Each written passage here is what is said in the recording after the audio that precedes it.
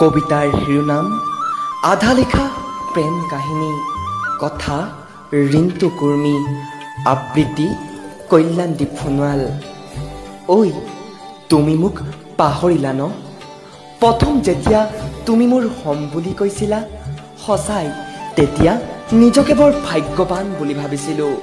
কিন্তু যেতিয়াই তুমি মোৰ দৰে প্ৰেমিকক প্ৰথম আঘাত দিলা তেতিয়াই মই তোমাক পাহৰি যাবলৈ চেষ্টা কৰিছিলোঁ।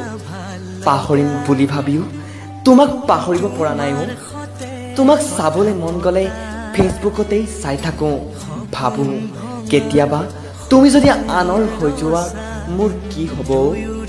তুমি যেতিয়া মোৰ কাষেৰে যোৱা মাত নিদিয়া তেতিয়া মোৰ বুকুখনে বৰ খুন্দা মাৰি ধৰেও। নাজানো তুমি কেনেকৈ আছা।